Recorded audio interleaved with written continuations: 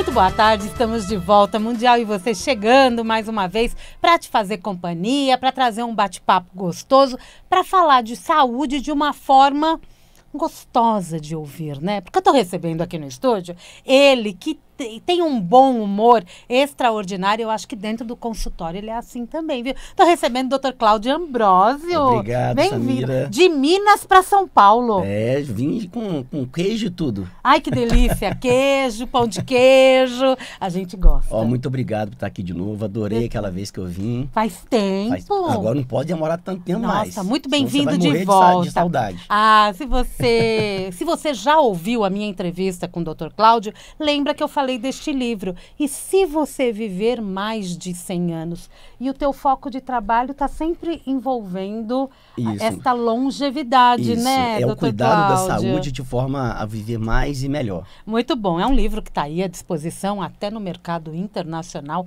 Olha que legal. E você encontra aí, é uma publicação da editora Gente.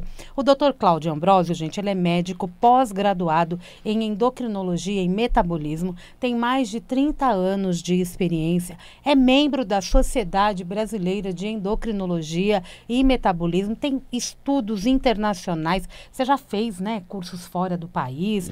Você é também alergista, né? Uhum. Eu sempre fico na dúvida se eu falo alergo... Não, é porque a sociedade, o nome é a Sociedade Brasileira de Alergia e Imunopatologia, porque a alergologia é muito complicado para falar. Eu também acho. Então, eu também sou pós-graduado em alergia e sou membro da Sociedade Brasileira e Internacional de Alergia. Ou seja, o camarada tem um trabalho lascado, porque ele lida com o sistema endócrino e com todas as nossas alergias do mundo atual. Parte de imunidade, né? Isso Não aí. é? E ele está aí com um trabalho lindo na área de medicina preventiva, na área da estética também, né, doutor? Tava me mostrando umas imagens, mas ele vem aqui só para a gente poder falar de estética, porque tem um trabalho bem interessante. Sabe o que eu quero bater um papinho com você?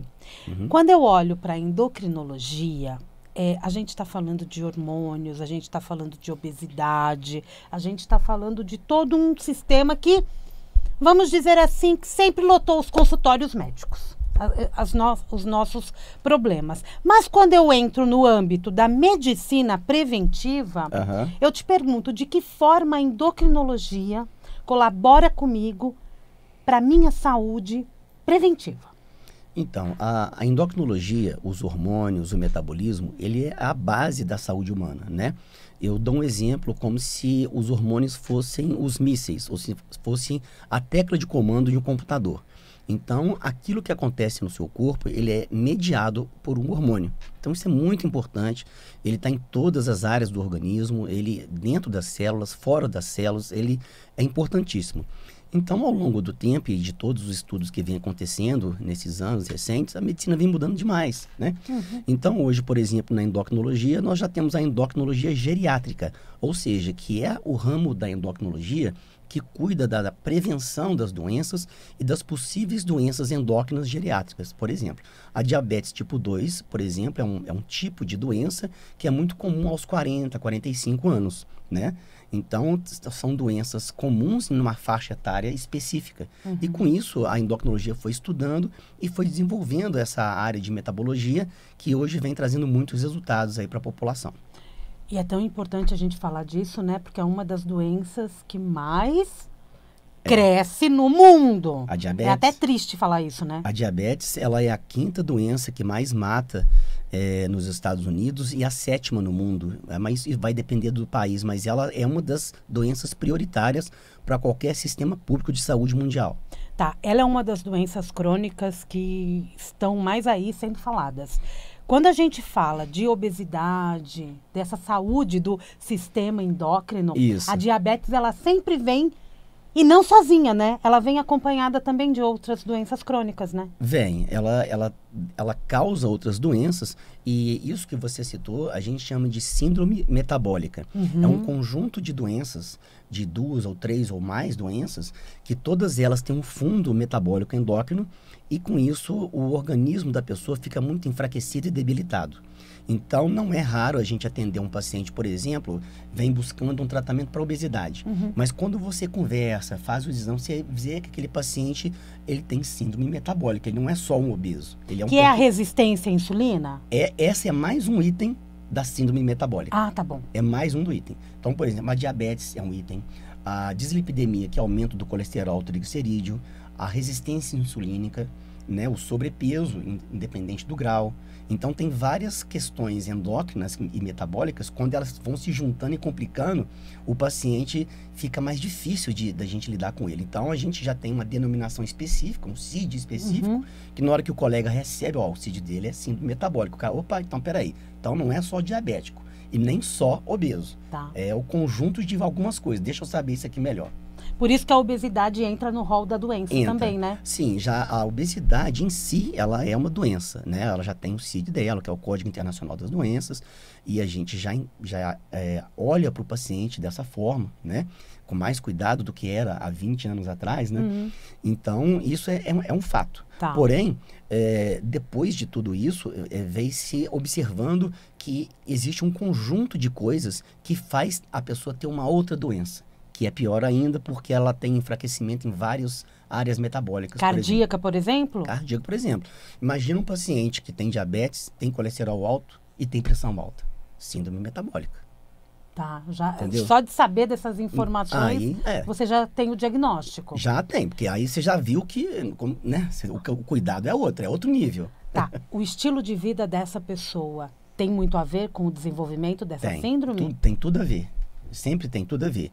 E o controle da doença e a possível estabilização também passa pelo estilo de vida, né? Quando a gente fala estilo de vida, é uma alimentação que não precisa ser uma dieta rigorosa, mas controlada, uma coisa assim, que dá para levar no dia a dia. E a gente fala também de uma atividade física, seja ela de baixo impacto, médio ou alto. Isso aí vai variar de paciente para paciente. Mas essas duas características é a base.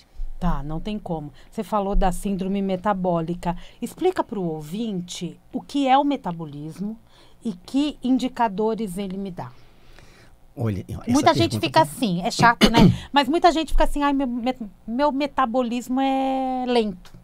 Ou o meu metabolismo é muito rápido. Mas, afinal de contas, o que é o metabolismo? Olha, tem um jeito muito mais bonito de falar isso, mas eu vou falar de um jeito mais simples. Vai, fala do jeito mineirinho. O metabolismo é a capacidade do organismo de pegar os alimentos, trabalhar os alimentos e fazer com que ele seja útil para você. Ah, ele está diretamente relacionado aos alimentos. Sim, o metabolismo ele existe para suprir as necessidades das células. Tá bom. Né? Só que ao invés da gente falar em macromoléculas, nós estamos falando já de transporte das moléculas, de micromoléculas. Então, em resumo, o metabolismo é isso, é a capacidade do seu corpo de transformar o alimento na energia e naquele substrato que o seu corpo precisa para sobreviver. E esse metabolismo, ele pode ser acelerado? Pode ser acelerado, por exemplo, o hipertireoidismo. Ele acelera o metabolismo demais da pessoa. A pessoa emagrece, fica com o olho maior, não sei se você já teve alguma conhecida assim, fica agitado, muito calor, fica suando muito. Então, isso é o hipertireoidismo que faz uma aceleração do metabolismo. O hiper. E o hipo é só um exemplo dos que faz ele diminuir. Mas também existem situações em que a pessoa tem um metabolismo mais lento, que não é por doença, às vezes é da natureza da pessoa. E aí entra essa parte médica para tentar compensar uma natureza que não é desejável. Apesar de não ser uma doença, não é desejável. Né? Então é isso aí. É interessante, né, a gente ter esse olhar, porque falou de tireoide, muita gente tem dúvidas a respeito. E mulheres em especial, né? Na mulher, você falando, é muito comum o que a gente chama de hipotireoidismo subclínico. O subclínico significa que às vezes os exames dão normais ou no limite, mas a pessoa já sente como se já tivesse. Então, por exemplo, a pessoa tem a pressão 12/8. Tem gente que tem ela 10/6 e é normal. Tá. Mas aquela do 12/8, se ela chegar a 11/7, ela já começa a sentir mal. É o caso da tireoide. Então, fazendo uma analogia, a tireoide, às vezes, no exame vem... Fala, não, está dentro dos conformes aqui, mas a paciente já está sentindo. Então, a gente tem que considerar a natureza da pessoa. Às vezes, para ela, aquilo já é o suficiente para ela não estar bem. E aí a gente controla e aí vem os bons resultados. Tá. Ô, doutor Cláudio, ainda vale aquele testezinho que a gente podia fazer no momento de acordar? com o termômetro para saber da temperatura? Ele vale, mas não é decisivo. Aquilo dali é uma pista, você pode chegar no endócrino falando sobre isso, mas ele nunca vai te dar um diagnóstico baseado só nisso. Tá. Isso, tá? Hoje já tem muitos exames e coisa muito mais assertiva. A gente chama padrão ouro, né? O diagnóstico padrão ouro. Então, quando você for suspeitando, a gente sempre vai fazer os exames exatos para não ter aquela margem de erro, né? O endocrinologista é aquele profissional que a gente deveria ir também anualmente? Sim. Mesmo quando a gente está se sentindo bem, como as mulheres fazem ao ir ao ginecologista? O endócrino, ele é muito acostumado a trabalhar em equipe, porque como existem doenças que acabam caindo no endócrino, né? Sejam doenças, por exemplo, uma grávida que está diabética, virou diabetes gestacional, aí já é ginecologia. Ou então um cardiopata que tem alteração do colesterol, ou então é obeso, por exemplo. Então, cai no endocrinologista. Então, nós somos muito acostumados a lidar em conjunto com outros colegas. Então, a gente sempre vem a complementar. Eu acho que sim, as pessoas fazem um check-up, sabe? Eu faço um check-up nos meus pacientes, eu tenho já muitos que gostam de check-up, porque não é o mesmo check-up do clínico. Não é o mesmo check-up do gineco, porque a visão, a forma de olhar é diferente, né? Não é que alguém está certo e alguém está errado. É a sua forma de abordar e de enxergar o paciente. Cada um né? na sua especialidade. Isso. Por exemplo, se o paciente está lá com a glicose de 100, está no limite. Tá. Eu não vou deixar o paciente folgado, né? Eu vou apertar ele. Pô, você se vira aí, porque na próxima eu quero isso mais baixo. Tá. Mas se for um colega mais bonzinho, ele vai falar assim, deixa isso pra lá, quando acontecer você volta aí. Aí, pô, aí não dá. Nós estamos numa época diferente, eu quero evitar do cara vir de novo. Eu quero que ele venha só pra fazer o check-up. Por isso a medicina preventiva, né? É isso aí. Por isso que tem que ter esse olhar, como você teve aqui ao escrever esse livro. Né? E se eu viver mais de 100 anos, a população está vivendo. Está vivendo cada vez mais. Acabou de sair uma notícia que no Japão, mais de 50% já a primeira pessoa que vai viver 140 anos já está viva. Olha lá.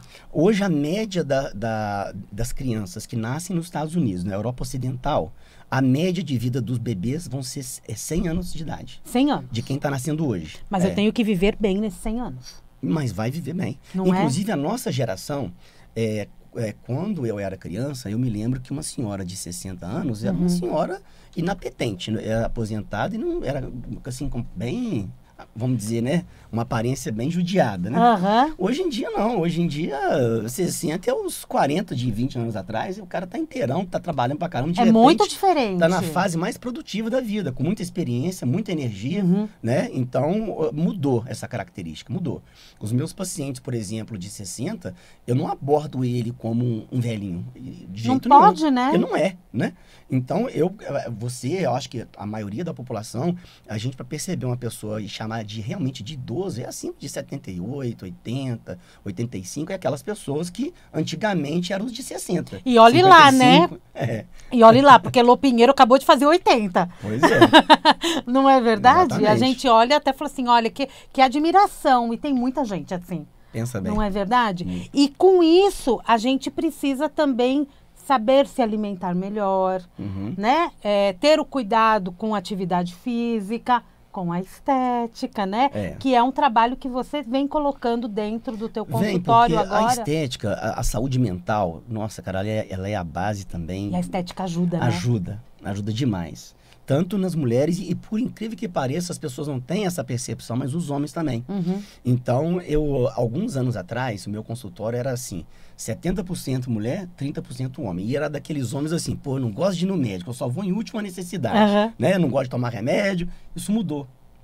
Tá. Eu estive até conversando recentemente com a minha equipe, pra gente reconhecer internamente que isso mudou e a gente adaptar a essa nova realidade, porque, na verdade, os homens também estão se quando ele não quer cuidar, a mulher manda ele ir, entendeu? Não é?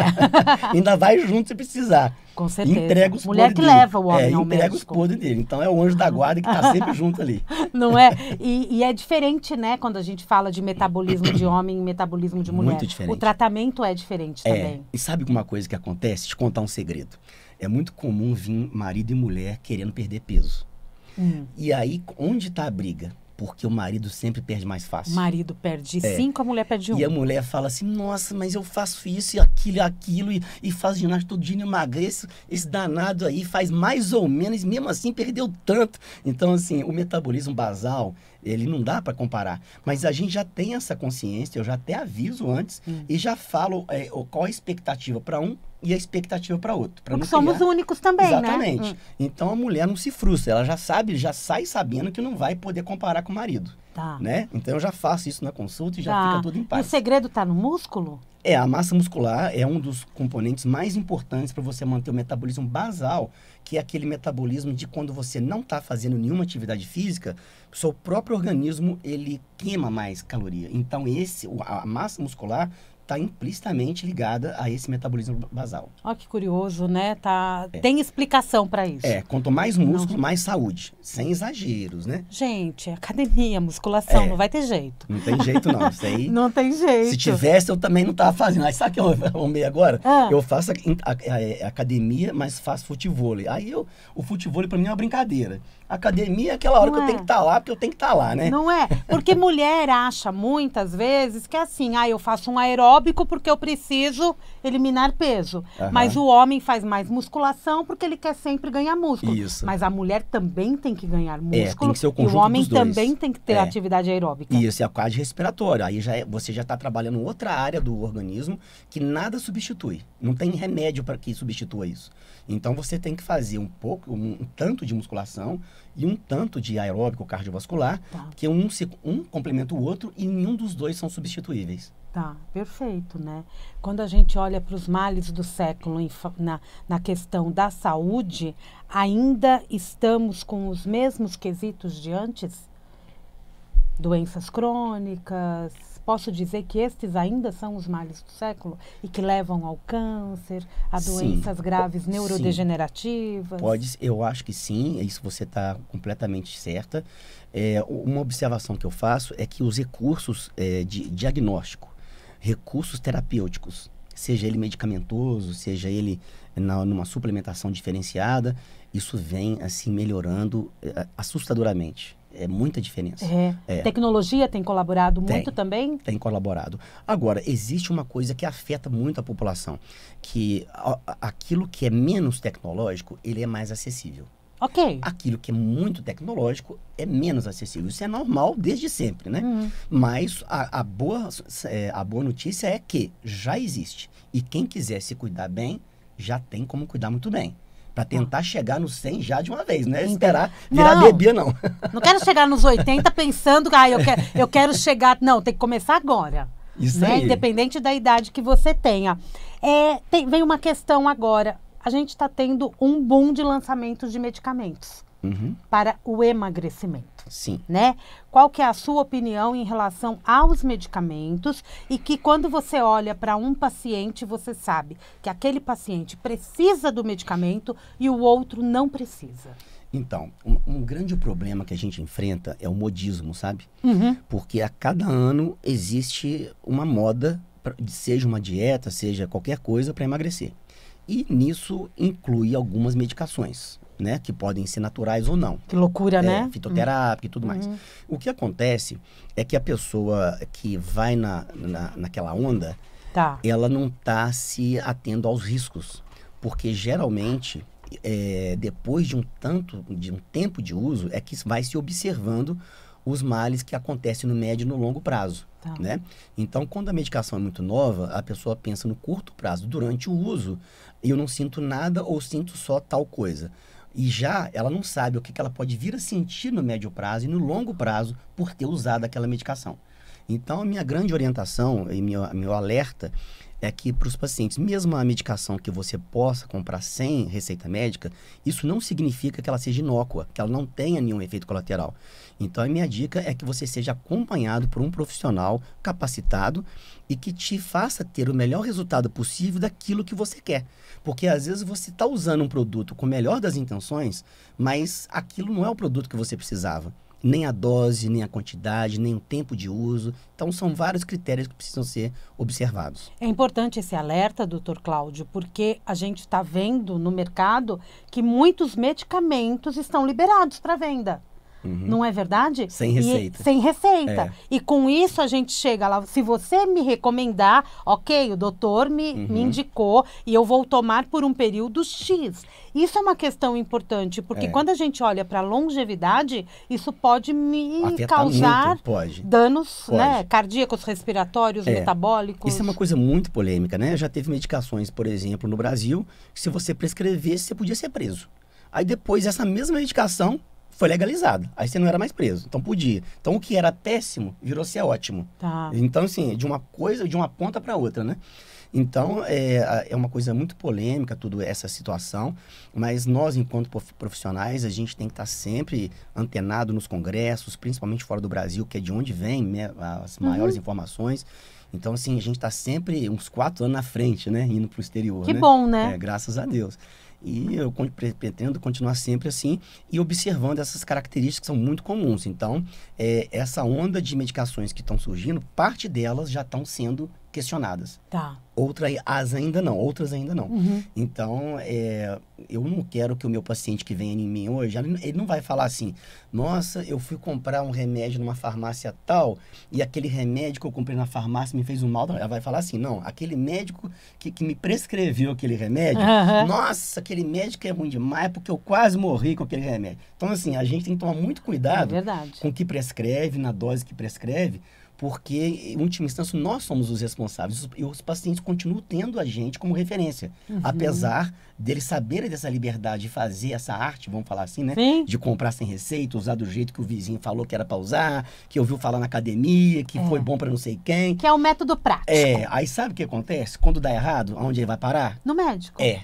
E aí ele tem vergonha de falar, porque é o seguinte, quando ele tá tomando uma medicação e dá certo, ele conta para todo mundo. É igual quando você tá ganhando dinheiro na Bolsa de Valores, né? Você tá ganhando dinheiro na Bolsa de Valores, você conta pra todo mundo. Na hora que você perde o dinheiro, você fica quietinho, caladinho, né? É verdade. Aí aquele homem que tá com a impotência sexual, aquela mulher que tá com problemas, pó de hormônio que ela tomou, ou outras medicações, ela fica quietinha. Vai no médico, se trata, mas não faz estardalhaço, não. Não mesmo. Não. Mas muitas vezes isso também tá acontecendo por automedicação. Exatamente. E isso é muito sério, né, doutor? Até com fitoterápicos, às vezes. Porque existem combinações que não valem pra gente. Isso. E tem um fator também no Brasil, que muitas medicações são adquiridas sem uma origem conhecida, certa, né? Então, por exemplo, se você vai... vamos falar assim, eu vou dar um exemplo mais grotesco. Então, a pessoa vai numa academia, compra um remédio de alguém que ele sabe que está comprando errado, naquele remédio está escrito o nome X, então ele acha que ele está tomando X. Mas ninguém garante que aquilo ali tá X. Geralmente é outro hormônio que tá ali dentro. Gente. Aí barateia. Aí o caboclo tá tomando um remédio de animal, mas que é mais baratinho e tá tomando, achando que era aquele que ele tá economizando pra caramba. Isso é um problema danado, porque as pessoas já vêm para consultório com problema físico e emocional grave. É bem grave. Quando eles procuram um médico, eles já estão com o corpo... E judiado, inclusive. Judiado, a quase mente, né? falência. Olha, o corpo, a mente também são hormônios, né? Os neurotransmissores, né? Não são. Nós somos movidos a hormônios. Nem sei te dizer quantos hormônios tem, você sabe me dizer? Eu sei te dizer que a cada dia você produz 10 gotas de todos os hormônios do seu corpo, dá 10 gotas por dia. Pronto, aí tá com hipo, tem que tomar um remedinho para poder E o interessante é que o hormônio ele funciona igual um cheiro, é uma dose pequena, você não acredita, mas toma, você vai pelo tamanho da pílula contraceptiva, né? Já dose homeopática, gente. Você acha que não vai valer nada, mas você toma um negocinho. Opa, e deixa de tomar. E deixa de tomar para ver o que acontece. O programa tá acabando. Não, eu não quero ir embora, não. Voa e passa rapidinho. Doutor, só pra gente finalizar. Não, pode ir embora você, eu quero ficar no programa. Não, eu ainda fico. Você volta, que você é sempre bem-vindo. Aqui passa rápido, que é pra vocês voltarem. Tá bom? Quais exames a gente não deve deixar de pedir pro médico? Um hemograma completo é o básico, que aí vem um monte de coisa, né? O completo já significa muita coisa.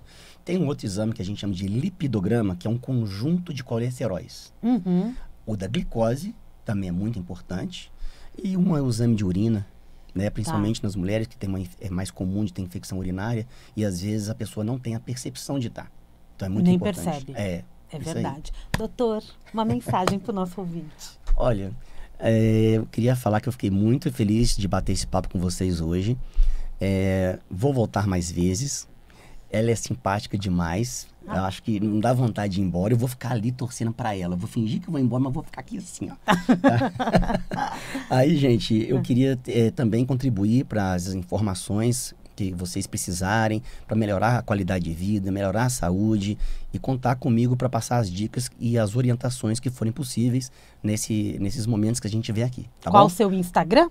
O meu Instagram é dr de doutor, sem ponto. Dr Cláudio Ambrósio, sem acento. Dr Cláudio Ambrósio. Meu Facebook também é assim, Instagram e site. Tudo Dr Cláudio Ambrósio. Dr Cláudio Ambrósio, comecem a seguir, já busquem esse livro também. Vai aí, tá facinho pelo e-commerce, gente, não tem erro, não é? Tem na nas Amazon. livrarias, vai passear nas livrarias também. Isso. É muito bom. Na Amazon também tem. Também, né? Tem A tanto Amazon em português quanto em inglês. Ó lá, tá fora do Brasil? Procura na Amazon. Vai receber do mesmo jeito seu livro. Vai mesmo. Obrigada, doutor Cláudio. Obrigado você. Adorei esse nosso bate-papo, adoro conversar com ele. Ele Eu traz também. essa mineirice toda pro estúdio, tava com saudade. Eu achei que você não ia perceber que eu era mineiro, que eu não tenho sotaque nenhum, né? Eu achei que você não avisasse, você nunca mas saberia. se perder o sotaque, perde a graça. Obrigada, Isso aí, viu? de nada, foi um Gente, prazer. o Mundial e você vai ficando por aqui. Eu volto daqui a pouquinho, tem Jornal da Boa Notícia. Amanhã, 16h30, tem Mundial e você. Um grande beijo, até lá.